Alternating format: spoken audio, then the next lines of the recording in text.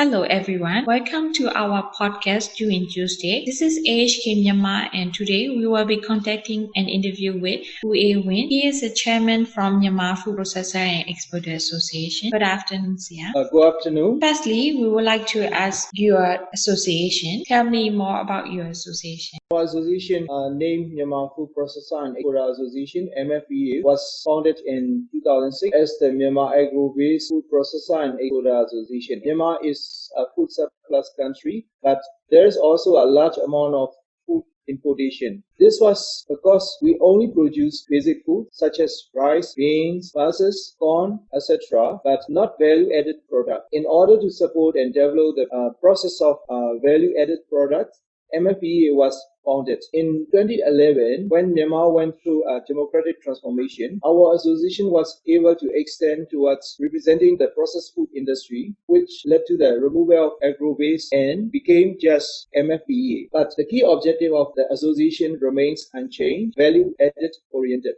Currently, we have over 1,000 companies as a member and about 45 people as executive committee members. Local companies that focus on food processing serve as our core members, but we also have companies from supporting industries such as ones that importing machinery, ingredients, technology, and etc. In addition, locally produced international brands such as Coca-Cola are also some of our associate members. In order to do our key objective, one of the components of our association is that we conduct food safety training, workshops, seminars regularly as needed. Because we are able to hold effective food safety activities and we are able to work hand in hand with both the government and private sector. We also have a multi-stakeholder consultation forum called the Myanmar Food Safety Forum that is constantly participated by the government and private sector and is very successful. Currently, we do have helping hands from our development partners such as JETRO, JICA, UNIDO, WWF, and UMFPEA, and there are some organizations still discussing our cooperation. We also work with government sector and the private-public partnership. We will actively take part in the private sector-led export promotion agency organized by UMFPEA, and we will also be a part of Myanmar's version of IR4, which is Myanmar 4.0, mainly in the innovative development of our food industry. Lastly, as an association, we have been actively seeking the opportunity to participate in the write-out of the Myanmar food industry development strategy. Thank you. Secondly, we would like to ask, how are you cooperating with German, for example, German companies, association, institution, and where would you see the potential to cooperate further with Germany in the future?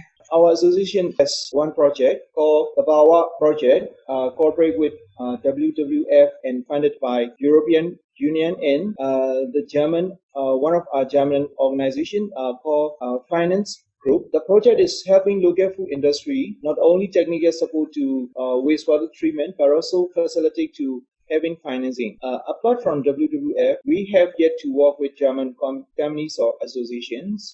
Fortunately, 6 years ago, we did meet with GIZ with hopes of working together, but they ended up working together with another association that they thought needed more help from them than we did. Nonetheless, GIZ has been very impactful for Myanmar, and we know that their work with other associations have been very successful. I was also invited and participated as a part of UMFPEA on a trip to Germany with GIZ.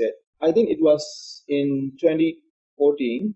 Myanmar business owner also do not have much relation with Germany. Actually, there is a huge opportunity that we will export our agri products and processed food to Germany. As Germany is one of the largest food importing countries in Europe, fruits and vegetables, coffee and tea, nuts, honey, those are the most potential area for Myanmar food industry. And however, I think that important part is standardization and business networking. I do hope that German industry and commerce in Myanmar can help us to have the business network in Germany, especially industry and food market. The last question would be, how is the current COVID-19 situation affecting you as an organization and your members? We are unsure of how big the impact of COVID-19 will be. We cannot estimate how long the situation will last. such as lockdown, travel restrictions, quarantines, and social distancing measures have negatively affected the world's economy. Under these circumstances, Myanmar's businesses have also been directly hit due to the decrease in domestic consumption and contraction of domestic sales. Unlike some other countries, we are still growing but at a much more reduced rate. 60% of the registered manufacturing industry are in the food processing sector. More than 90% of these businesses are SMEs, and almost 90% of them source from local raw materials. And 99% of their final products are going towards the local market. Due to this, the food industry was not as severely impacted as other export-led sectors.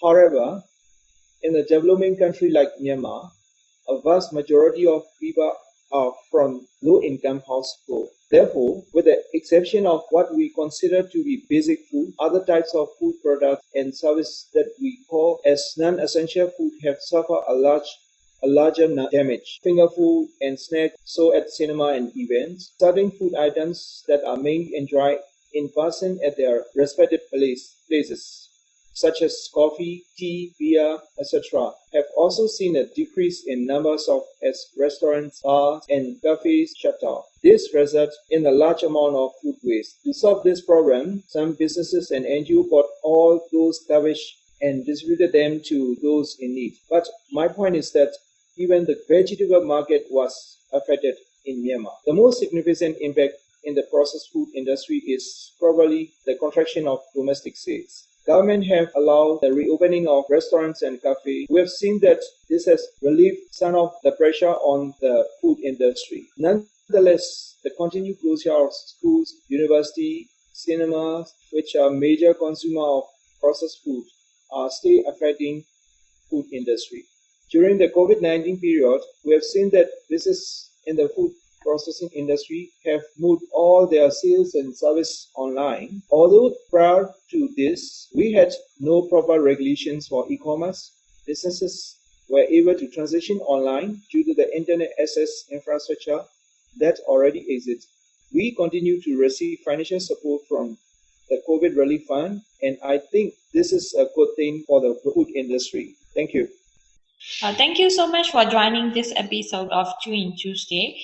This podcast will be published through AHK Myanmar website, LinkedIn, Facebook, and YouTube. Please subscribe our channels for more informative content. Thank you for tuning in. Have a nice day. Have a nice day too.